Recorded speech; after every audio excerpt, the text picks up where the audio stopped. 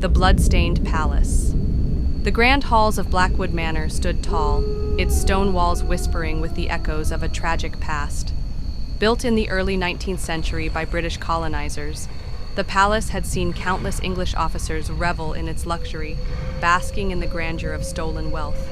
Chandeliers of crystal illuminated vast ballrooms, where wine flowed and laughter rang through the corridors.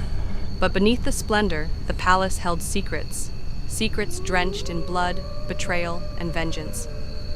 Long before the English seized the land, the palace was the cherished home of Queen Ishwari Devi, a fierce and noble ruler who refused to bow before foreign invaders. She fought with unwavering defiance, leading her people against the British forces. But treachery from within led to her downfall. Betrayed by a trusted aide, she was captured, her kingdom reduced to ashes.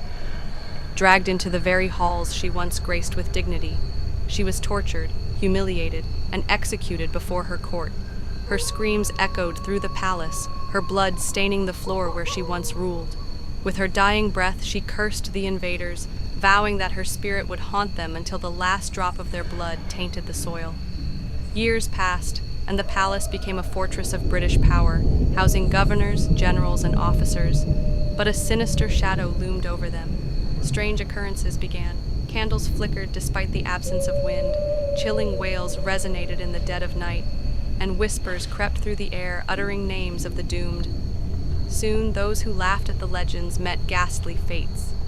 One by one, they perished in inexplicable ways.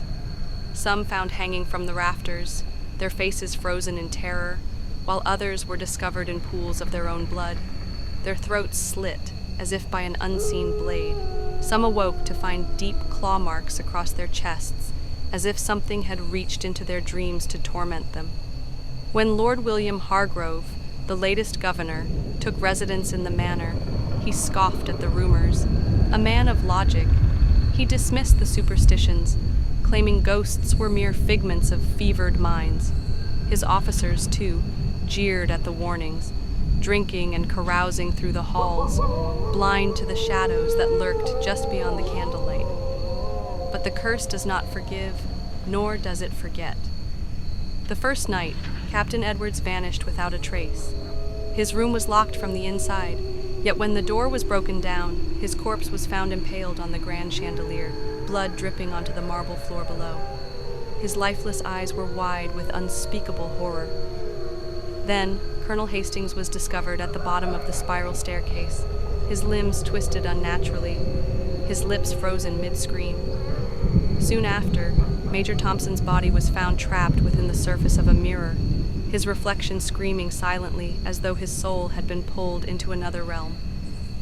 Blood dripped from the walls, forming strange symbols, messages of vengeance written by an unseen hand. The survivors began to hear whispers in the dark, voices that did not belong to the living. The sounds of footsteps would echo through the halls, approaching, yet no one was there. Doors locked themselves, shadows moved where none should be. Terror gripped the once mighty men, reducing them to shivering wrecks. They turned on one another, accusing, fearing. Were they truly haunted, or was one of them possessed? They could not tell. Some tried to escape, but the moment they crossed the threshold, unseen forces dragged them back into the darkness, their screams swallowed by the void. Hargrove, now a hollow shell of his former self, barricaded himself in his chamber, his once steady hands trembling as he clutched his pistol. The ticking of the grand clock was deafening, marking the slow crawl of the approaching midnight hour. Then it began. The chilling rustle of silk against the floor, the unmistakable sound of bare feet padding across the cold stone. The temperature plummeted, the air thick with the scent of decay and despair. The candle flames flickered violently before extinguishing one by one, leaving only darkness. Then he saw her. Queen Ishwari Devi stood before him, her spectral form a twisted vision of fury and sorrow. Her once beautiful face was marred by death, her eyes burning like embers in the abyss.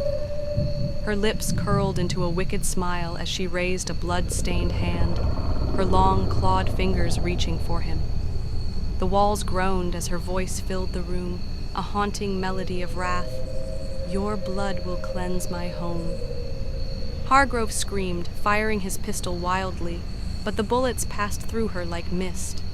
The walls trembled, the windows shattered. An unseen force lifted him off the ground, tightening around his throat. He clawed at his neck, struggling, but it was futile. His body convulsed as he was slammed against the ceiling, the ghost's grip unrelenting.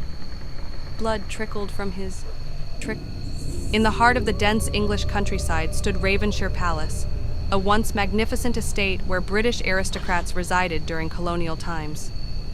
But beneath its grandeur lay a sinister secret, a night of horror that left the palace forever cursed. Centuries ago, on a stormy winter's night, the mansion hosted a lavish ball, attended by British officers, nobles, and their families. As the guests danced under golden chandeliers, an eerie wind howled through the halls. Suddenly, an explosion shook the estate, reducing the ballroom to rubble. Flames consumed the palace, trapping its occupants in a nightmarish inferno. Screams echoed through the night as the walls bore witness to their agony. The cause of the blast remained a mystery, but the souls of those who perished never left. For years, locals spoke of ghostly apparitions, disembodied whispers, and chilling cries that seeped through the palace ruins. Many who dared step inside vanished without a trace. It was said that the spirits were trapped, bound by their final moments of terror, but something more sinister lurked in the shadows, a force that fed on their agony. Then came Inspector Daniel Graves, a hardened policeman skeptical of folklore. When reports of missing travelers and mysterious murders reached his desk, he dismissed the stories of vengeful spirits as mere superstition. Determined to unravel the truth, he ventured into Ravenshire Palace one fateful evening. As soon as he stepped inside, the air thickened with an unnatural chill. The grand hall, though abandoned, flickered with spectral candlelight. Shadows moved of their own accord, whispering in lost voices. "You should not have come," they hissed. A cold hand brushed his shoulder, and he turned to see ghostly figures reliving their tragic demise. The walls bled with echoes of that fatal night. Then, a piercing scream rang out, and Graves saw something horrifying. A phantom with hollow eyes lunging toward him. Graves pushed forward, his resolve unshaken, until he found an ancient mirror in the ballroom's ruins. The glass was cracked, but within it, the trapped souls stared back at him, their eyes pleading for release. But something was wrong. Among them, he saw fresh faces, the missing travelers. Their spectral mouths moved, forming silent words. "Run." Determined to set them free, Graves recited an old incantation he had discovered in a forgotten diary left by the last surviving servant. The air grew heavier as the palace trembled. The spirits wailed as a deafening force shattered the mirror, sending a blinding light surging through the ruins. One by one, the souls dissipated, their tormented cries replaced with whispers of gratitude. But as the last spirit departed, the palace itself came alive. The walls groaned, the ground cracked, and a monstrous entity, a twisted fusion of the countless souls, rose from the depths. It had fed on their suffering for centuries and would not let go so easily. Then, the spirits that remained began to whisper to him, not in gratitude, but in malice. "You are one of us now," they taunted. "The palace does not let its saviors leave." Graves felt an unnatural force grip his throat. His gun fired involuntarily, striking at shadows that coiled around him. One by one, ghostly hands pulled him into the abyss. He screamed, but the sound was drowned by the laughter of the spirits. As the palace collapsed, it took him with it, leaving behind only a bloodied police badge in the ashes. Now, on certain nights, the wind carries not only the cries of the lost souls, but the tormented whispers of Inspector Graves, forever trapped, forever hunting, forever a part of the cursed palace.